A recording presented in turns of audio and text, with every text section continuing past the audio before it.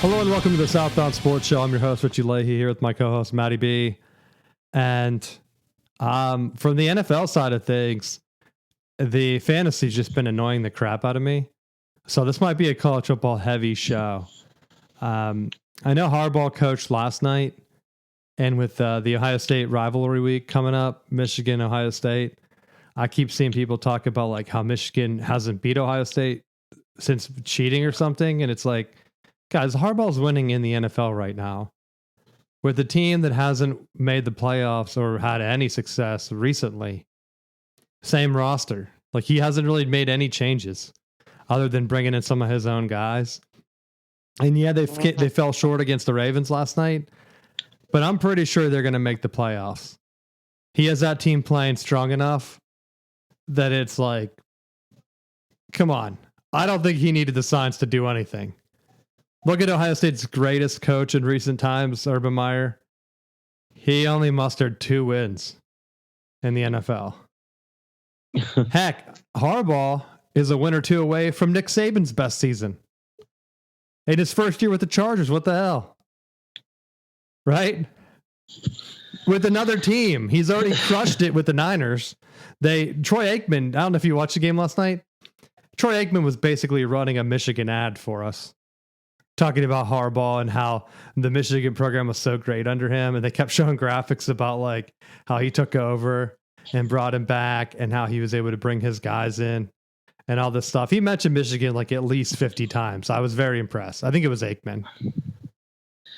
Maybe not. I'm probably crediting the wrong guy. I think it sounded like Aikman. I really didn't pay attention too much in the booth because it was the Monday night crew. ESPN's been putting their games on ABC, which is nice because then you don't have to pay for ESPN Plus. For those that we used to talk a lot about TV ratings and stuff, hasn't really been brought up because there hasn't been like controversy about it. But I will say, I ended up cutting ESPN Plus. ACC games were all blacked out around me because NC State and like UNC. So anytime I would try to watch something, blacked out, and I thought, what am I paying for? And then I got the notice that they're raising the rates for ESPN Plus, and I said, no, you're not. No, not on me. You're going to get no rates from me. Because they were like, you might get more baseball games. And I'm like, I'm not sitting around watching all the Braves games. And heck, they're probably blacked out too. There's no other team close to me. And hockey, yeah, I watch a decent amount of hockey, but they started to show some hockey on like some weird channels down here now that, was it Bally Sports went bankrupt. So I honestly I haven't missed it at all. Maybe when football season's over and I'm trying to watch maybe more basketball or hockey or something at NBA if the Celtics are doing well, which they are. But I'll probably just wait for the playoffs like normal. I haven't missed it yet. Hasn't given me any insider information for fantasy. Fantasy has just been a string of injuries for me, and I just can't battle out of it. No matter what I do. I get Robinson back. He gets like 30 points and then injures his ankle again. Tries to come back out and then he does nothing and just leaves. And I'm like, great. That's awesome. Washington, you guys aren't doing anything. And then you lose to the Cowboys like a bunch of losers. The Cowboys aren't even good. You're falling apart. That's what Harbaugh has to worry about, though. His team's getting early. Teams are starting to catch on and make adjustments to his scheme, especially on defense. So now they have to bounce back and kind of push through and make the playoffs. Because if we come back and he ends up like 500 or something, then it's going to be a little bit hard for me to like sing his praises. But they were talking about like how he has a team playing tough and how it looks like they're a formidable playoff team. I just keep thinking, and I've said it multiple times on the show, he chose the wrong conference. By going to the Chargers now, like he has struggled against the Ravens, he hasn't beat his brother ever, and then you still have the Chiefs to battle with. That's just asking a lot. I don't see how they get out of that. What do you think?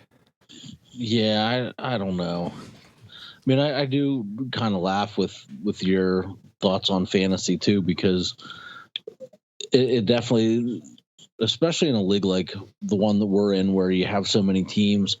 It's like you have to almost gamble on which guys do you think are going to get injured, and not draft those guys. Because if you can draft like a semi-functioning team that can stay healthy, then you have a massive leg up. Because like one of my favorite things is to see when the waiver reports come out of like who are the top pickups, and their ESPN's always like, here's a sleeper pick that you can pick up in your fantasy league. Like, nah, dog, that guy was picked up 3 weeks ago.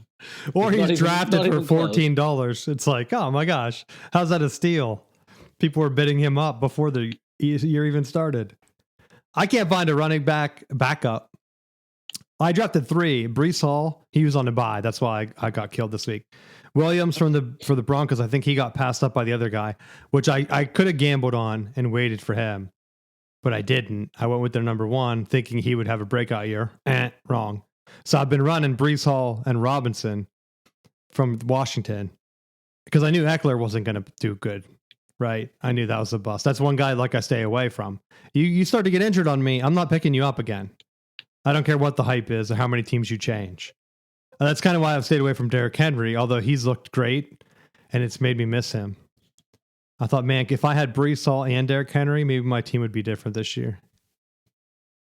But quarterbacks were hurt. I can't even get anyone healthy. Nico Collins finally came back, and they haven't been even featuring him. I mean, I guess he's throwing up great points for me. But at this point, it's him and Breece Hall are my entire team. So I don't even know if I'm going to make playoffs, to be honest. I didn't look at the standings, and this week is probably make or break. The Nico touchdown that they took away for the illegal man downfield will probably be the reason I missed playoffs if I miss. Because if they don't overturn that touchdown, I'm probably in solidly. There was one tie this year, which I hate whenever there's like fraction of a points. People in our league were asking about like, how can we add fraction? It's like, no, we barely have any ties. We might average less than one tie a year, most likely. And I don't even know if we've ever had one in the playoffs. Because our tiebreaker would be total points on the season to reward you for paying attention, right? Which you shouldn't have to do. Anyway, people should just want their team to be good. Because then you can trash talk, be the top gun. Who wouldn't want to be the top gun? Well, and I think like the whole points per, like start adding fractions. It does happen a little bit more often than I suspected it would, but it hasn't gotten to a point where it's like truly affected the overall status of the league. No, I don't think it would make a difference in too many games. It might swing a couple close ones, but for the most part, you're right. Your guy gets injured or your guy's hot. Your team's either going to be crushing or you're getting killed. And that's just the nature of fantasy. Now, it's also easy to follow too, because like I can watch the game late and be like, all right, my guy just needs to make one catch and I win. Like if it's like, oh, he has to make one 10-yard catch versus, oh, he has to make one 14-yard catch. It's like, all right, I'm counting yards. I'm seeing like, what did they put him down for? You know, I've seen teams like post losses of like fractions of a point or ties even with fractions because it's not that hard. Like if everyone's getting like 112 yards or whatever, like you can get the same points. So I like it the way it is. And people trying to make fantasy better. I'm surprised fantasy is still getting as much high billing as it is. I've figured with the way gambling is now, it's probably easier just to like, fantasy would probably just start to die over time, I would think. Like, I wouldn't be surprised if it just rolled off and then that was kind of it. And it was something like, remember when we used to play fantasy? It's like, yeah, look at my prop bets on which horse is gonna get killed on the course today. It's like we're doing horse racing gambling. I don't think there's no way that's going away. You don't think fantasy is going away? No. I think everything will. I think they'll change it to like a prop bet type fantasy league. They have fantasy right now. They don't make money from it. Like there's nothing to sell you. Yeah. So ESPN hosting all these leagues, all they have to say is, hey, we're changing fantasy to where it's everyone buys in and then you get gambling tokens. And if you beat your buddies, you get extra gambling fantasy tokens. They already have it where it's like you pick the top performing wide receiver. And I think fantasy will just slowly go to that. And I think what they'll start doing is like they have the league history on there, and maybe not, because maybe NFL pays them instead to keep it active, because it does bring in viewers, right? Like I only watch games if I have fantasy on. You think I'm going to watch the Jets play? Aaron Rodgers talking about he might come back. No way am I sitting through him chucking the ball 5 feet short like Peyton Manning used to do. Embarrassing. Retire, dude. You're old. You haven't even won with the Packers. What are you talking about? Get out of here. You're going to play one more year. No one cares. I'm not going to watch that unless I have Breece Hall on my team. And I'm like, Aaron Rodgers, would you give him the ball? What are you doing? Taking a sack, throwing it into the dirt. Like Garrett Wilson had a bunch of amazing catches because Aaron Rodgers just sucks. It's like, oh, great for him. And the announcers are always like, wow, the receivers these guys are just young. They haven't learned yet. It's like Aaron Rodgers is missing the guy by 5 yards. It's not that the receiver's in the wrong spot. Aaron Rodgers just sucks. He's hard to watch. I don't know why any Jet fan would be excited about him coming back. Zero. That's my take on him. That's my take on fantasy too. Like fantasy's great for like a casual watch. I think like if it turns into a gambling thing like they've been trying to push, and I've had people ask like, yeah, you want to join our whatever, the fantasy props league? And I'm like, there's no way I'm joining that. I don't need to be stressed out about my guy trying to make a catch to get my $5 back. Right. And then they'll be like, oh, well, next year, let's make it 20. Oh, well, let's just do 100. Oh, then you're like $1,000 in. You're like, God damn it. Make the catch. Make the catch. And then you had the things coming out about the Ohio State basketball player fixing games already. Did you see that news? No. Oh, it gets swept under the rug, of course. I think they had a transfer from Kentucky that they think has been fixing games, like point shaving. Oh, nice. They're investigating him. But Connor Stallion's the biggest scandal in sports, not, actual cheating, right? Actual shaving of points, things that really matter, not the boogeyman out there. Because unless Stallions is on the Charger sideline and I haven't seen him, I thought that'd be news though. The greatest man in football. Not only is he the boogeyman for Ohio State, he's also coordinating the number 1 recruit that just happened to flip to Michigan after he got there. So he's still doing the Lord's work, my man. Connor Stallions, you want to come on the show? You can come on anytime.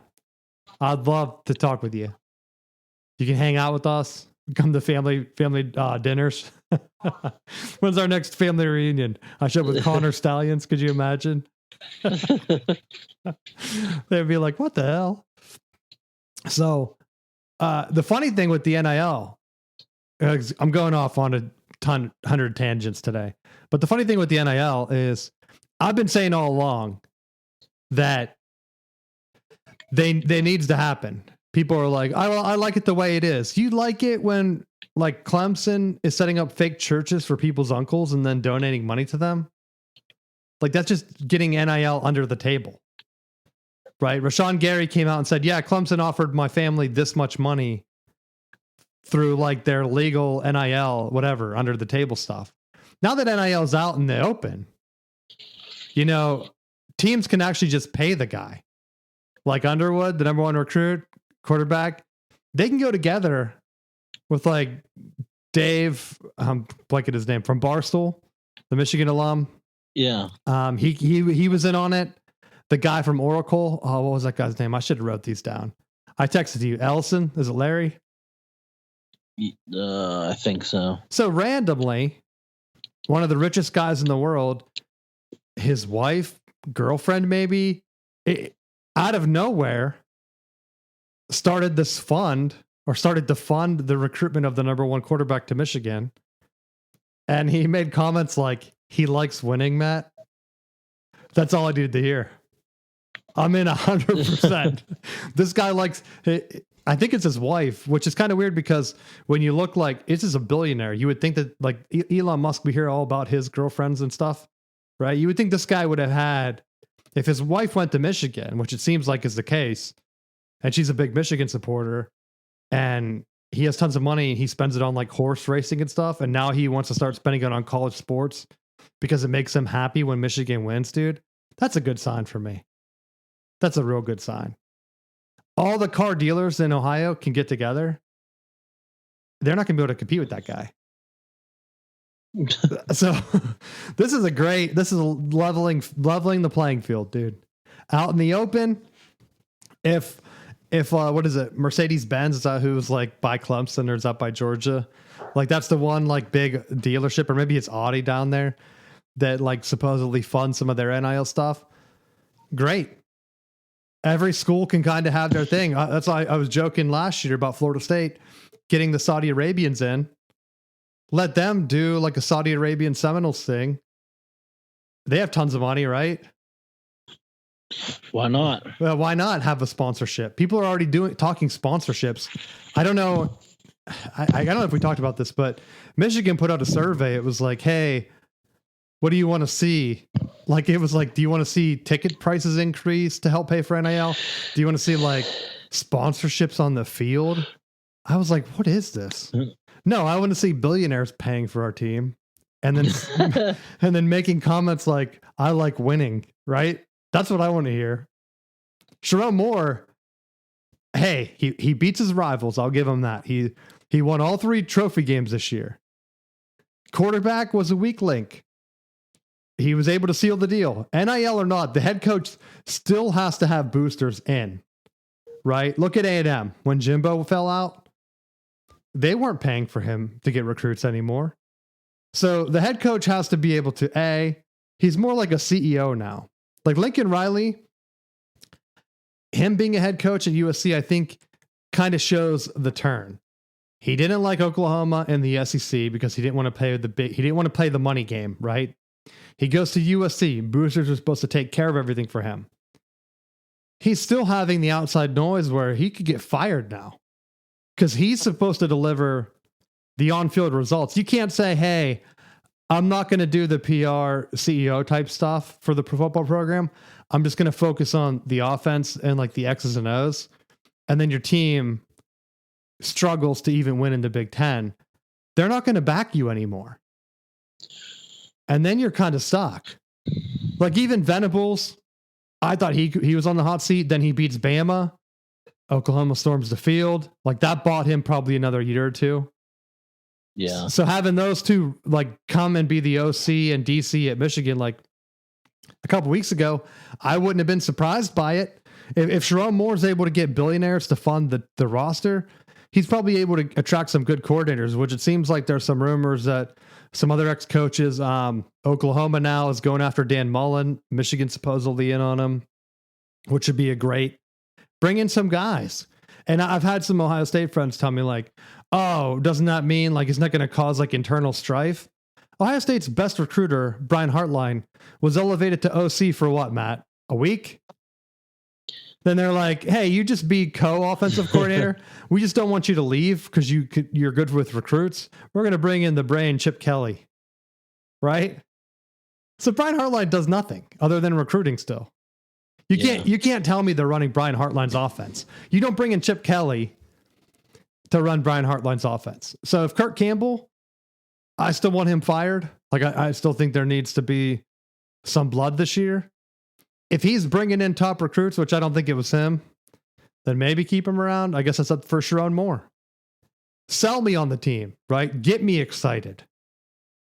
If you bring in Underwood, awesome. But if he comes in and he looks like garbage, like he's not coached up, I think everyone's going to be back out on him. But I'll give him the benefit of the doubt, right? I want to see how NIL works on the big scheme of things. And on the other side, I see Dion, your boy, dude. He said that he's giving his top players are going to play in a bowl game. That's opposite of what happened at Florida State last year. What do you think of that?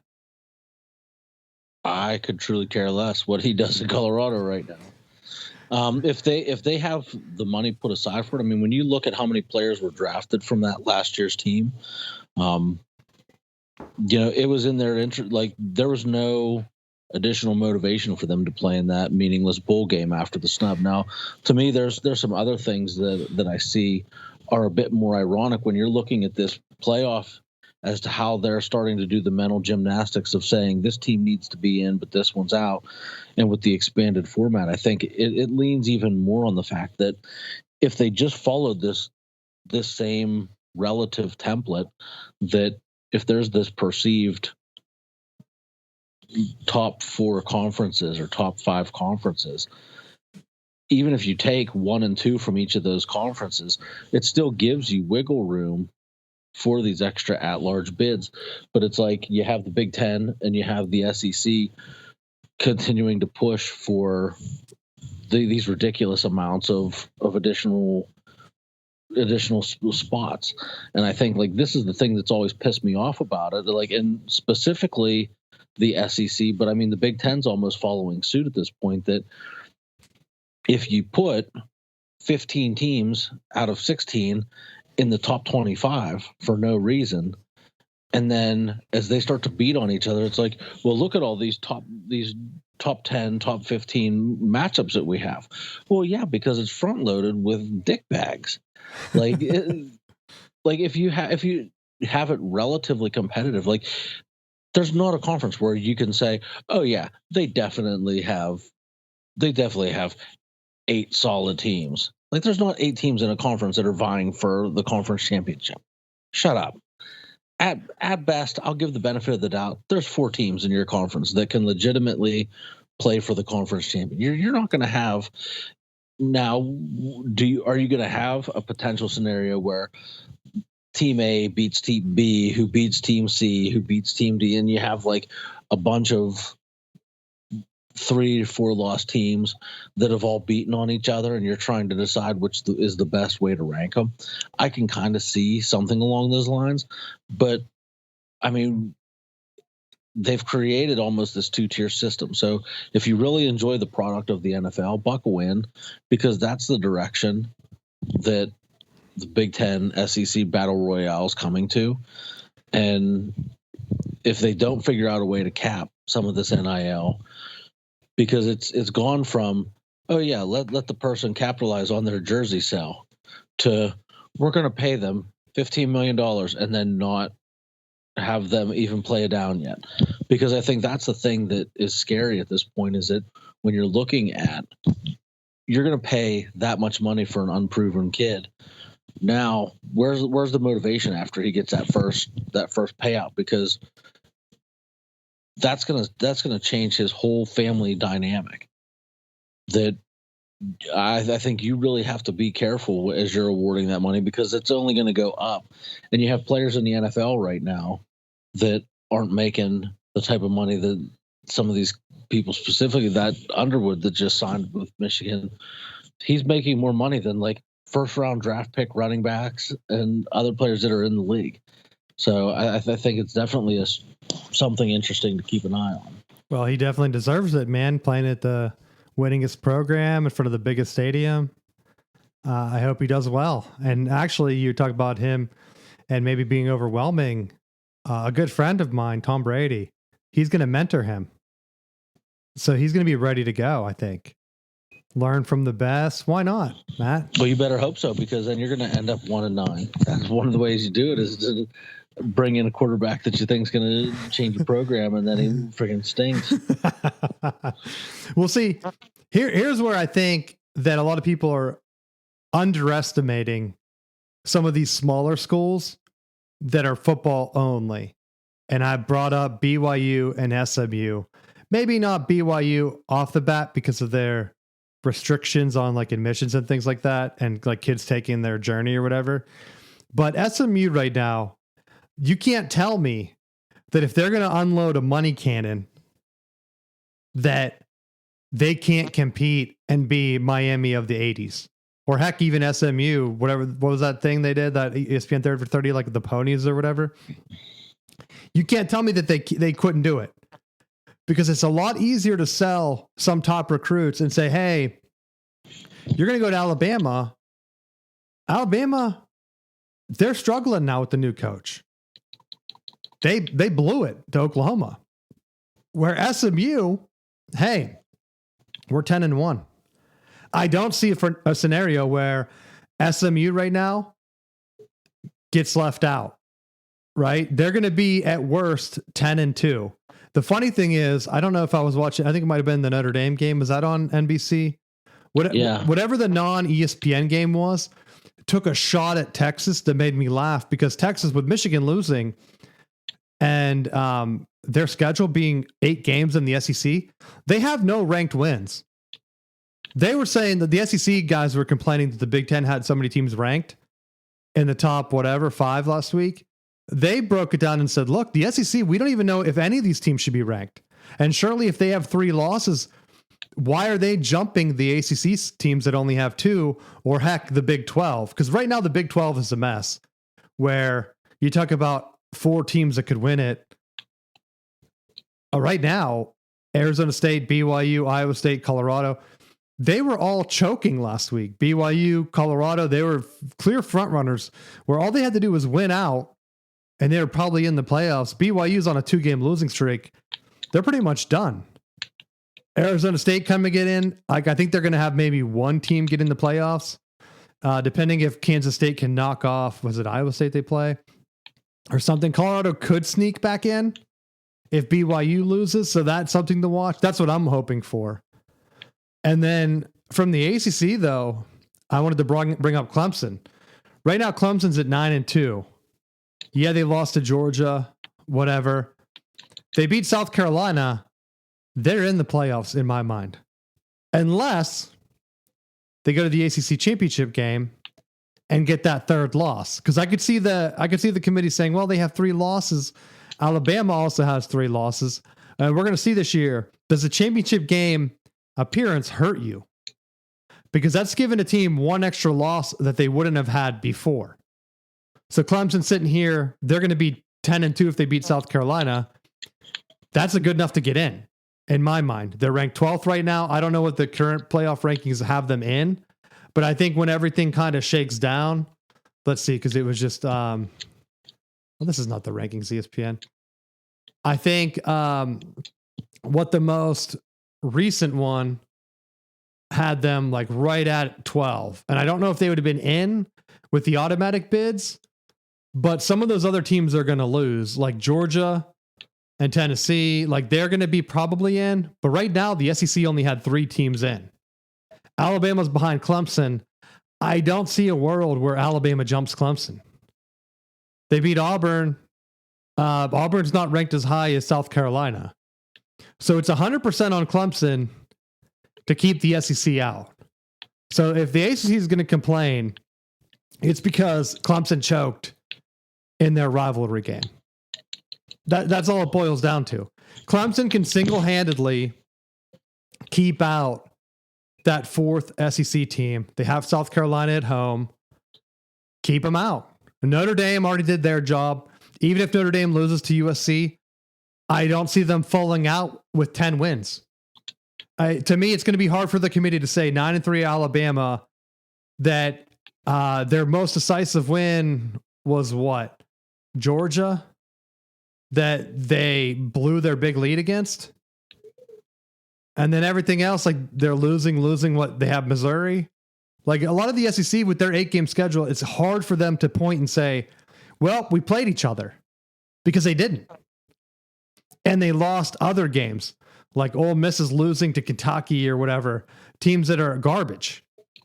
So you can't say, oh, benefit of the doubt, they only lost the top teams. They're not. Right? Didn't Bama lose to like Vanderbilt? Like, give me a break. They're not getting in. So teams like Tulane that was almost like that Notre Dame argument where it's like, you lost to Northern Illinois at home. Like, I'm sorry. I feel bad that you, but this completely goes with my entire argument that if you win, like everything hinges on winning your games. As soon as you start losing games, and I don't care who it is, that's what becomes that factor of who is that loss to, and what was it, a home loss? Was it a road loss? Was it a bad loss? Well, see, that's why I thought it was funny that they were taking shots at Texas, because Notre Dame is just as bad. No ranked wins at all on the schedule. There's no way in hell that they should be ranked fifth. No way they should be ahead of SMU or Indiana, or hell, even Boise State. Because I think Boise State knocked off, was it BYU, a ranked team, and they lost to whatever. They lost to what? Who did they even lose to? Oh, no, they lost to Oregon. Boise State did. So Boise State loses to Oregon, knocks off. Oh, maybe they didn't. Oh, they knocked off Washington State. That's who I'm thinking. But they're not ranked anymore, and they started to choke down the stretch. But either way, it doesn't matter. You didn't lose to Northern Illinois. That's seventh in the MAC, right? It's not like they're leading the MAC right now and they're like fighting for a playoff seed. So Notre Dame in no way should be ranked fifth. That's why when the playoff ranking came out and they're like showing the projected bracket, I still see Ohio State right there in the fifth seed. And that to me is the easiest seed this year because of frauds like Notre Dame and like Boise State or whatever, like hanging around there. Not saying Boise State wouldn't beat Ohio State, but if you're looking at teams that are going to have an easy path, that 5 seed this year with Notre Dame hanging around as high as they are is going to be an easy path. No joke. And they keep having the SEC and the Big Ten match each other in the first round, like SEC, Tennessee against Georgia and Indiana against Penn State. I really don't think they're going to do that. Maybe I'm wrong, but I think they're going to try to keep it like the college basketball, where they will just randomly flip one of those teams to get like Georgia at Penn State and Tennessee versus Indiana, or Indiana going to Tennessee, you know? Like, I think they're going to try to do something like that. But 2-loss Tennessee should not be higher than Indiana with 1 loss. They talked about Indiana not having any wins against ranked teams or whatever. How was that different than Notre Dame? Sure, Ohio State ran the score up on them, which makes me think like, Ryan Day, what's wrong with you? Like, he came out and he was saying like losing to Michigan was as bad as his father dying. And it's like the weirdest like interview. Like, what are you doing, dude? It's just a game. Are the fans harassing you that bad? And it gave me a glimmer of hope because I thought Michigan had no chance. And then I see that Ryan Day stressing out again. And I thought, is he going to boink this game with bad coaching decisions? Like a James Franklin? I had someone tell me James Franklin and Lane Kiffin are the same. They're like, bro, you don't want Lane Kiffin to go to Michigan if Sherrone Moore boinks it. Like Lane Kiffin's going to choke no matter what. And maybe he's right. There's no way Ole Miss should have choked this year. I shouldn't be pulling for Clemson to keep the SEC out. And I mean, I surely don't want Ohio State to back into a national championship because I don't think their team is the best. I think like Georgia or someone will have something to say about that, but Georgia hasn't looked good. So this year, we really don't know. And that's, to me, the NIL thing. Everyone keeps saying about how the Big Ten and the SEC are going to be battling it out. The NIL has spread out the talent so fast that teams like Michigan won the national championship. Oregon's ranked number 1. They haven't been ranked number 1 in like a decade. So like you're getting teams that haven't been at the top level.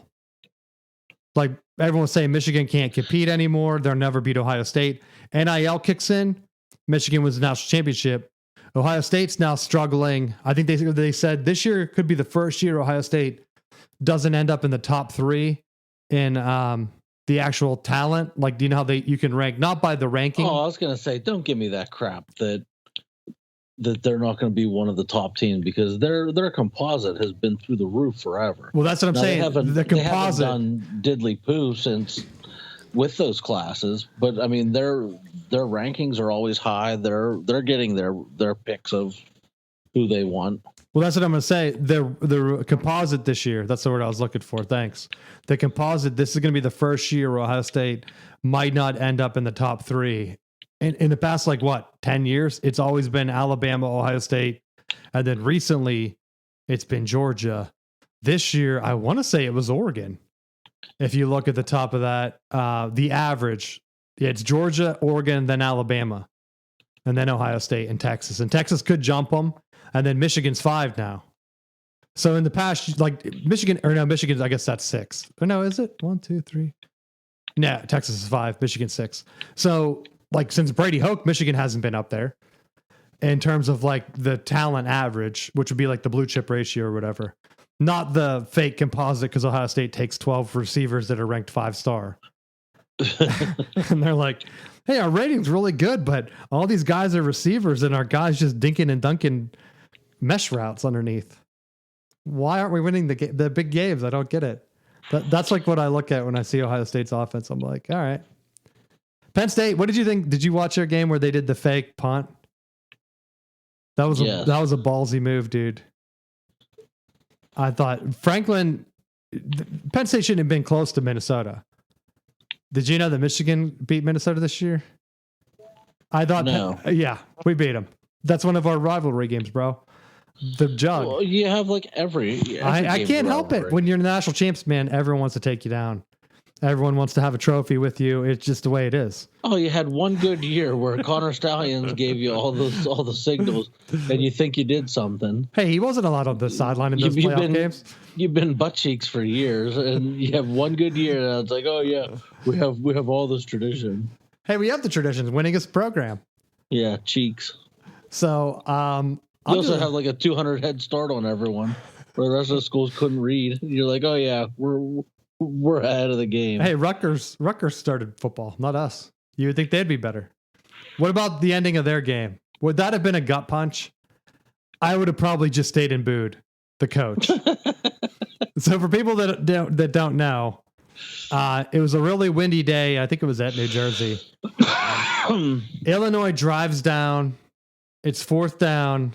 They decide to try a 58-yard field goal or something like that. It was long. 58-year-old. A 58-yard field goal into the wind, and it might have not have been that distance. Shiano ices them. As the guy does the practice kick, ridiculous, 15 yards short, not even close. So Balaam was like, well, we can't do the kick, obviously. Our guy's not going to make it. So he came out and they ran, of course, a deep crossing route to try to get closer into field goal range. The guy takes it into the house, touchdown. Illinois wins. Illinois is 1 win away from being 9-3, the same as Alabama. And how do you know they're not going to back into the playoffs? A lot of SEC teams are on the cusp. They choke in rivalry games down the line. Illinois sneaks in. Big Ten gets 4 or 5 teams in. It's not beyond the realm. That's why people were saying, well, Michigan, if they were 9-3 this year, they wouldn't get in either. It's like, you don't know that. They might. Because who's going to be ahead of them? Right? Who's going to be that next team up? Nobody. Nobody else is close. Michigan's, all their losses would have been to top 5 teams. I think Michigan would have been ranked right around where Clemson is. All they would need is Clemson to choke. And Michigan would have been in. We didn't get that to happen, which is sad. But after the game, they're like, Bielema, what were you thinking out that field goal? He's like, I'm just glad they called timeout. Shiano, who I hate icing the kicker. It made me thinking I was going to look it up for this show, and I forgot. Did Georgia ice the Ohio State kicker in that playoff game that he missed? Or did they just let him shank it? I'm pretty sure they called timeout. Because didn't he make the first one? And then he shanked the second one. So maybe icing does sometimes work. It did for Bill Cowher. But, dude, this is in the wind, in the snow. They're rushing it out there. I wouldn't have done that. Let it go. And then I think the Bears got another field goal kick, going back to the NFL, where the Packers blocked that kick. If you ice them and your team blocks it on a miracle because their team's rushing out and trying to get the field goal, then the icing doesn't work. I think it only works if it's a long field goal and you think the guy's going to make it and you need to get in his head. But it really depends on the kicker, I think. If you see him guy miss and he looks completely shaken, I'm surprised more teams don't do what Bielema did and say, well, we're going to get closer then. I mean, if you're out of time, that's different. But I've seen games where the guy calls like 2 timeouts in a row. It's like, what are we doing? He's either going to make it or he's going to miss it. Your timeouts aren't doing anything. Unless you're personally calling him over or like doing whatever. One of the games I saw, they try to do like an illegal scoreboard, like flashing, and the guy still made the kick. I don't think it was a D1 football. Might have been like a D2 game. I don't know if you saw this like a week or two ago, where he went out for the game-winning kick and they just started to flash lights on the scoreboard to distract him. And he made it anyway. And I thought, if he didn't make it, what would have happened? They make him re-kick it? Like, is that a penalty? Is that in the rule book? Because if it's not, it should be. Right? Hey, the stadium guy messed it up. What in the world? I think that would have been a controversy. Personally, I think what would happen is they wouldn't overturn it. They would issue an apology, and then they would do the rule book change the following week, right? Yep. The Harbaugh, where there's like, Harbaugh's doing something? All right. Get over here. We got to get that rule changed. Because, I mean, that's what's insane to me. I was doing a full callback here. Harbaugh goes to the NFL. The announcers are praising him the entire game for how great he is and how much he loves football. Last year, all they talked about was how bad he was in college. And that's the difference between the two. I've had people tell me that they hate Thursday Night Football. This happened when the Steelers played there. Because they don't like Herb Street. They don't know who he is, but he's like a college guy. And they hate how biased he is. And I'm like, a lot of people always tell me, Kirk, oh, he's unbiased. And I'm like, no, random Steelers fans that I know for a fact never watch any college games are telling me that they hate that guy because he's biased. And like his dog, I brought up his dog. His dog died. And then he randomly had a second dog, Matt, that looked almost identical. Did you see that? Why? Why? I don't know, his name was Rusty or something. The first one's name was Ben. I killed him with my negativity. You did. He heard the episode and I can't go on anymore. I don't want to be on TV. I'm embarrassing this guy. His new dog, I got to learn the new dog's name. But it's like Mike Tirico. Is it Tirico? They're like, let's take a few minutes of the game here and show us that he had Achilles injury. I'm like, awesome. Why do I need to know that? Why are you showing me that? I don't care. How did he get hurt? He folded on his steps? A lot of these guys are old. Like, I don't need to know their personal life. I don't need to know their dog. They're trying to like make you friends with the people in the booth. I don't want to hang out with any of those guys. Right? Like if Herbstreit came up and was like, hey, you want to have a beer? I'd be like, no, I don't want to talk to you. He's like the typical company man. And Steeler fans hate the company man, right? The blue collar. I think just secretly, because a lot of Steeler fans are kind of Ohio State fans, especially if you're from like outside, like the west side of the Pittsburgh, and you're closer to like that Ohio side. I know a lot of them are Ohio State fans, just people that I know that are both Steeler fans and Ohio State fans. So they kind of have to know who Herbstreit is, I would think. So maybe I'm a little bit wrong. But they definitely hate him doing NFL games. And I thought, thank you. I don't care. He's bringing insight of where they went to college. Like, I think a lot of Steelers fans just hate that. Like, they don't care. Tell me his stats in the NFL. Don't tell me that he was a third string running back at Tulane until he graduated at age 27. And now he's like giving his first gig at linebacker in the NFL. It's like, who cares? What are you doing? Get out of here. Get your dog out of here. Give me an ex-NFL player like Troy Aikman to talk about how Harbaugh's tough. That's what I like to hear. I don't even know how many of those guys are left. But insane. I don't even know if I have anything else for the show. This would be a short show. Anything you want to talk about this week? Well, we do have rivalry week coming up, and piggybacking off of what was a hold your breath week, because I said if Norvell struggled against Charleston Southern, that there was going to be no way that he'd be able to recover from it. So I was just appreciative that he survived the week. It does seem like there appears to be some traction on the front of trying to find a new OC. One of the guys that I've seen come up a couple different places was UNLV's offensive coordinator, Brendan Marion, which I think would be an interesting pick. The only thing that I don't really care for is that I feel like if you're going with him, you're investing in like a 1-year deal, and you're definitely just kind of saying we're going to have him for a short-term thing, not looking to keep someone there for the long haul. Because I think he was at Pitt, and I thought he did a really good job at Pitt. He's juggled around. He's moving up, getting into the coordinator position. He has familiarity with Norvell. I think it would be a good move, but we'll see, because there's rumor that there's other interest from within the teams potentially in the playoffs as well. So we'll have to see. But I think the move that he has to make, and I think it's really important that he pulls this off, is that whoever he goes after, he allows them to just call the offense.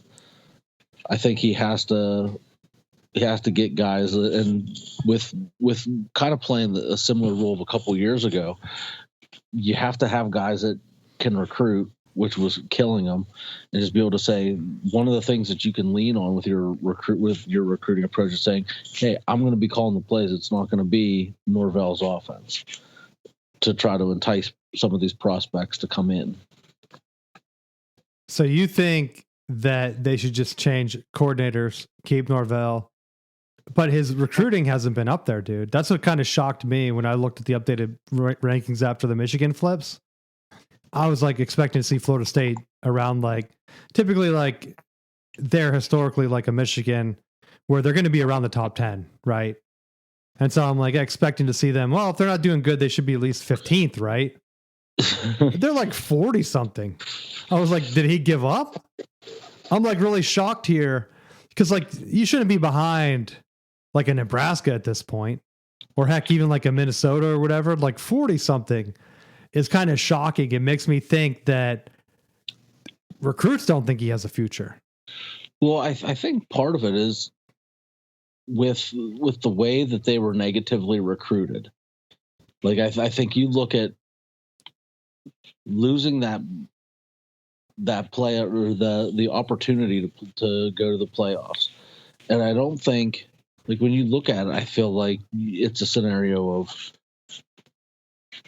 it's easy to recruit against Florida State, because if you have an offer from the SEC, like even if it's Vanderbilt, you can say, hey, our conference pulled 2 teams in and one of them didn't even deserve it. You had three you had three teams in the top 6. We're expanding to 14. Like it's going to be easier for you to get out on that national scene. You see what happened to Florida State, and just using that as a recruiting thing against them. I think that's where a lot of that resentment came from Florida State fans, because not only was it affecting that team in the moment, but I think it also long term was affecting recruiting, the ability to pull people in, to bring in some of that fresh recruits and broaden the pool that they have, because now you're solely relying on the portal, and you live by the sword, you die by it. Like, we've lived in it for a while, but now we're dying by it this year because we didn't hit on as many as we should have. Yeah, so I still think that Florida State can use the ACC to their advantage, though, where all the ACC needs to do is get 2 teams in this year, which I think is a lock.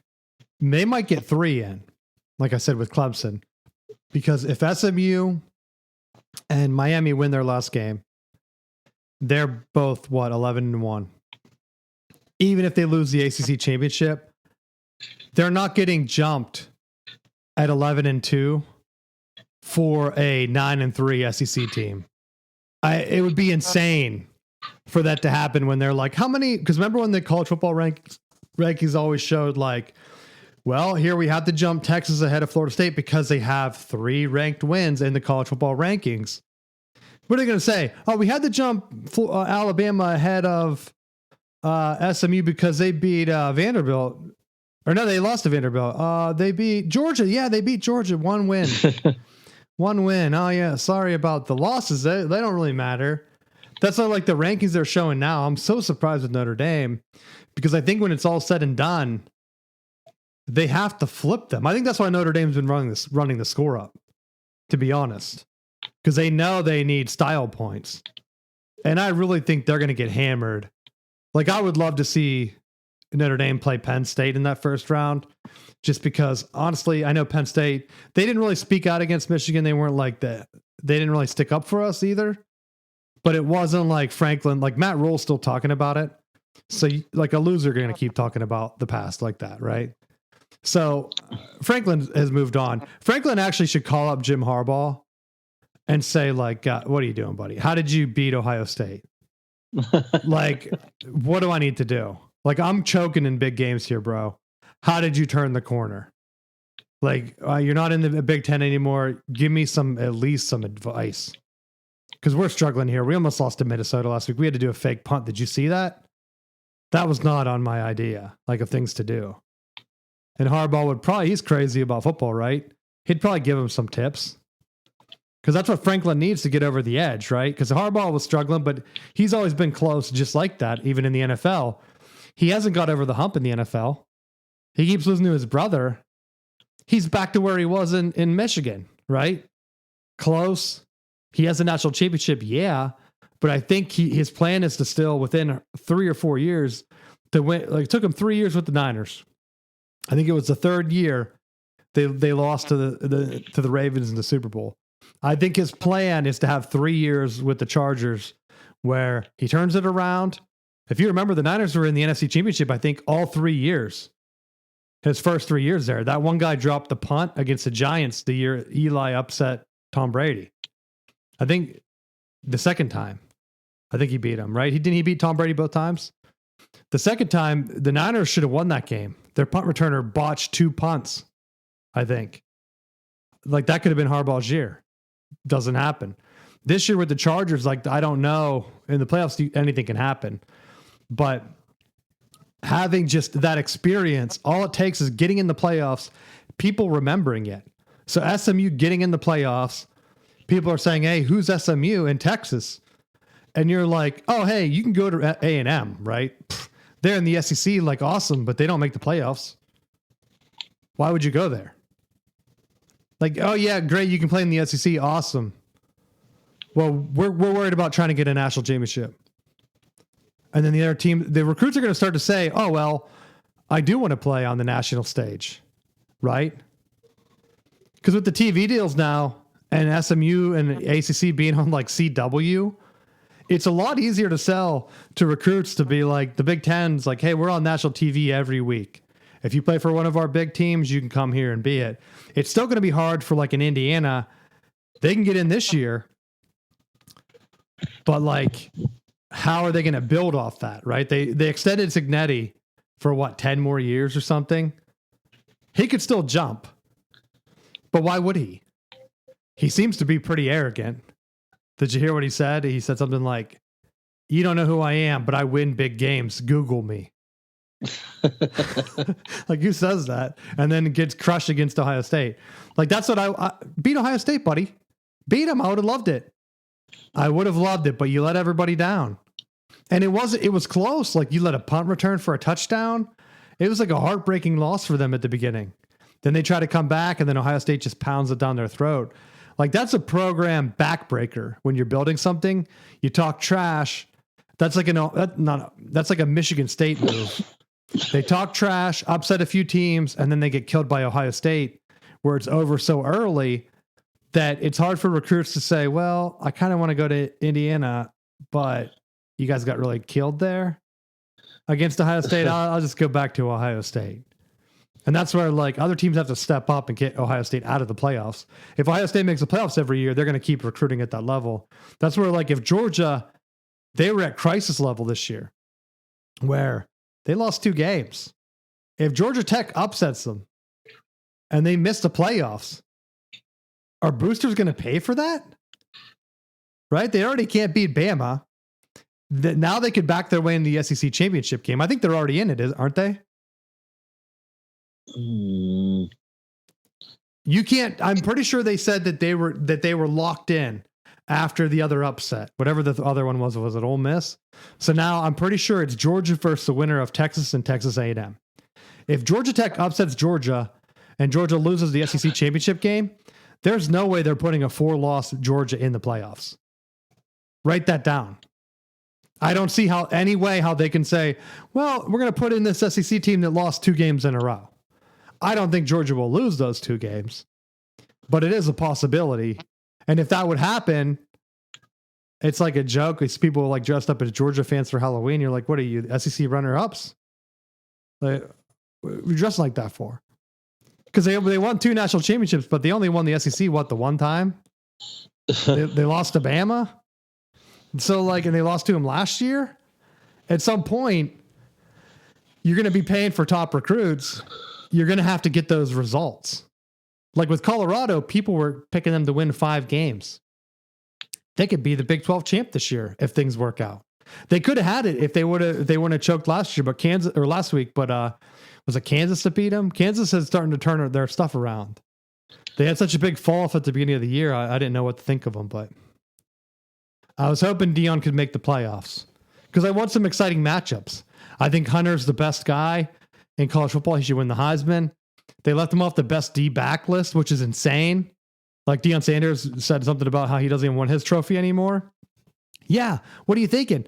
They left off Michigan's kicker off just a finalist for the kicker. He's our best player. He only has 1 missile a year. They did a blind study where it's like, here's all the kickers that were picked. Our guy has more 50-yard field goals than any of them. Who's picking the list? And it can't be a record because Florida State's guy's on there. He only has 12 field goals. They felt bad. They're like, here, buddy, we'll get you in here. No, clearly there was a team that has the best player. So I was joking that if Michigan would have kept winning with our kicker, he could win the Heisman. Obviously, that's not going to happen. He didn't even get picked for the best kicker award, which is insane. I hope he comes back now because of it. That's my end rant. So, anything else you want to talk about? No, that's about it. All right. Well, thanks for listening, and we will see you next week.